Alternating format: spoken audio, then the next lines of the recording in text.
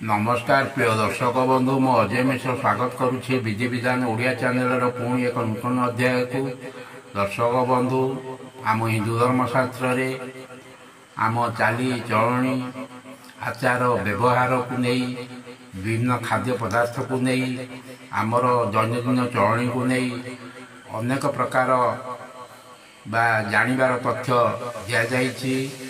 जो नीति नियम को आमे पालन करी जो नीति नियम को पालन करी आमर पूर्वज वंशधर माने सुस्थ सबल और निरोग रही पारुथिले, किंतु आज आमे कौनसी जिनिस बा कौनसी पुराण शास्त्र बा आमर कौनसी मुनि ऋषि मानकर कौनसी जानिबा कथा बा नीति शिक्षा आमे कौनसी जिनिस मानिया पे प्रस्तुत न फल विभिन्न प्रकार बा नुआ नुआ प्रकार रोग द्वारा आमे घांटी होचु। आज जानिबा कथा क्रम केउ मासरे केउ फल को खाइबा आदम उचित नुहे, जहाँकि स्वास्थ्य पे आमर अहितकर अटे। आज भिडियोटीर कथा वस्तु जे केउ मासरे केउ फल खाइबा निषेध करा जाइछि। भिडियोटी को आरंभ करने पूर्व कही रखी कि दर्शक बंधु जदि आपण एपर्यंत मोर चैनल को सब्सक्राइब करना दयाकोरी चैनल को सब्सक्राइब कर दिंतु, पाखे दिया बेल आइकन को क्लिक कर दिंतु। फल मुझे अपलोड कर समस्त शिक्षणीय वीडियो नोटिफिकेशन आपण सर्वप्रथमे पाइपर और वीडियोटी भल लगे लाइक शेयर कमेंट निश्चय करेंगे। प्रथमे जानिबा बैशाख मास।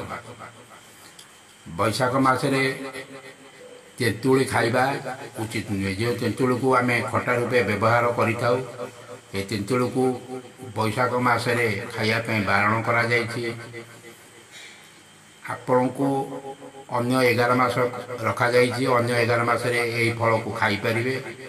आमे तेंतुली को जो खटा रूपे व्यवहार करू, आमको बैशाख मासरे या को बारण करिवा पे शास्त्र रे मना करा जाइछि। सेपरि ज्येष्ठ मास। ज्येष्ठ मासरे ताल फल को खाइबा उचित नुहे। जो ताल सज खाइबा को आमे भल पाई थाउ बा जहाँ स्वास्थ्य पाई मध्य हितकर अटे, किंतु ज्येष्ठ मासरे यही ताल फल को खाइबा आदम उचित नुहे, जहाँ आम स्वास्थ्य पाई अहितकर अटे। सेपरि आषाढ़ मासरे जामुकोली खाइबा निषेध करा जाइछि। जामुकोली एक स्वादिष्ट फल, जहाँकि वर्ष को थरे मध्य खाइबाटा उचित अटे।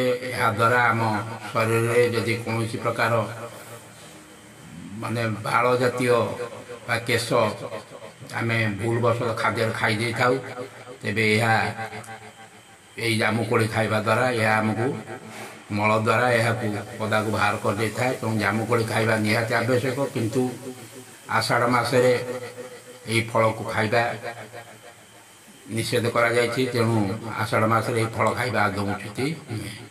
सेपरि श्रावण मासरे बटफल बा जहाँ कहती आमर बरगछर फल को खाइबा आदम उचित नुह। बरगछर फल औषध रूपे व्यवहार करा जाय थाए। अनेक लोक बरगछ फल रे औषध सेवन करथांती, तेणु श्रावण मासरे यही फल को खाइबा आदम उचित नुहे। भाद्रव मासरे मुग डाली खाइबा, आमे मुग को आमे डाली कर व्यवहार करिथाउ। देशी मुग जोड़ा कि बिल बाड़ी रे चाष करा जाए। अनेक मुग अच्छी जोड़ाक चोपा छड़ा ही दुकान रे बिक्री होउछि।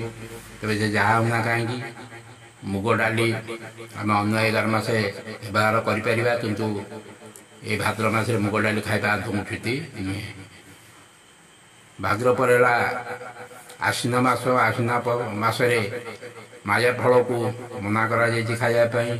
एही फल आयुर्वेदिक औषध रूपे मध्य व्यवहार करा जाए। तेणु जदि ये फल को आपण खाऊ थांती बा औषध रूपे व्यवहार करूथांती, तेबे आश्विन मासरे याकू बारण करा जाए। सेपरि कार्तिक मासरे आत फल को बारण करा जाइछि खाइबा पई। आत एक स्वादिष्ट फल, या मध्य प्रचुर विटामिन भरपूर। तेणु आट फल खाइबा को समस्ते भल पाई थांती, किंतु कार्तिक मासरे फल खाइबा को बारण करा जाए। तापर आसतु शुणा मार्गशीर मास। मार्गशीर मास सोरिष ସୋରିଷକୁ ବାରଣ କରାଯାଇଛି। ଏ ମାସରେ ସୋରିଷକୁ ଆମେ ରୋଷେଇରେ ମୁଖ୍ୟତଃ ବ୍ୟବହାର କରାଯାଇଥାଏ। ସୋରିଷରୁ ମଧ୍ୟ ତେଲ ବ୍ୟବହାର କରାଯାଏ। ତେଲ ବ୍ୟବହାର କରିପାରିବେ, କିନ୍ତୁ ଫଳକୁ ଡାଇରେକ୍ଟ ଫଳ ଦ୍ୱାରା ଏ ସୋରିଷକୁ ଆମେ ମସଲା ଭାବରେ ଯେଉଁ ପ୍ରସ୍ତୁତ କରିଥାଏ, ତେଣୁ ମାର୍ଗଶୀର ମାସରେ ସୋରିଷକୁ ବ୍ୟବହାର କରିବା ଉଚିତ ହେବ।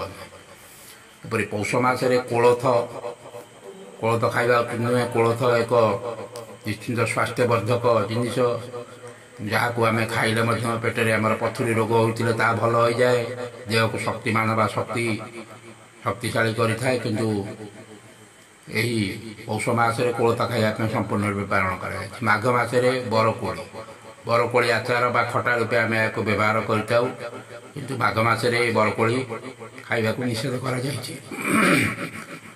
ଫଗୁଣ ମାସରେ ସଜନା ଛୁଇଁକି ଖାଇବାକୁ ବାରଣ କରାଯାଇଛି। ସଜନା ପ୍ରଚୁର ଭିଟାମିନରେ ଭରପୁର। ସଜନା ଛୁଇଁ ଖାଇବାକୁ ମଧ୍ୟ ବହୁତ ଲୋକ ପସନ୍ଦ କରିଥାନ୍ତି। ଏଥିରେ ମଧ୍ୟ ରକ୍ତ ବା ଦେହରେ ରକ୍ତହୀନତା ଥିଲେ ଏହା ଭରପୁର, ଏହାକୁ ରକ୍ତହୀନତା ଦୂର କରିଥାଏ। ତେଣୁ ସଜନାକୁ ଅନ୍ୟ ମାସରେ ଖାଇପାରିବେ, କିନ୍ତୁ ଫଗୁଣ ମାସରେ ବାରଣ କରାଯାଇଛି। ସେହିପରି ଚୈତ୍ର ମାସରେ କନ୍ଦମୂଳ ଖାଇବା ପାଇଁ, କନ୍ଦମୂଳ ମଧ୍ୟ ଏକ ସ୍ୱାଦିଷ୍ଟ ପରିବାଟିଏ, ଯାହାକୁ ଆମେ ବିଭିନ୍ନ ସନ୍ତୁଳା ବା ଡାଲମା ହେଉ ବା ଯେକୌଣସି ଆମର ରୋଷେଇ କାର୍ଯ୍ୟରେ ଏହାକୁ ବ୍ୟବହାର କରାଯାଏ, କିନ୍ତୁ ଚୈତ୍ର ମାସରେ ଏହି ଫଳକୁ ସମ୍ପୂର୍ଣ୍ଣ ରୂପେ ବାରଣ କରାଯାଇଛି। ଦର୍ଶକ ବନ୍ଧୁ, ଆଶା କରୁଛି ଏହି ଭିଡ଼ିଓଟି ଆପଣଙ୍କୁ ନିଶ୍ଚୟ ଭଲ ଲାଗିଥିବ। ଭିଡ଼ିଓଟି କିପରି ଲାଗିଲା ନିଶ୍ଚୟ କମେଣ୍ଟ କରି ଜଣାଇବେ। ରହୁଛି, ଧନ୍ୟବାଦ, ନମସ୍କାର।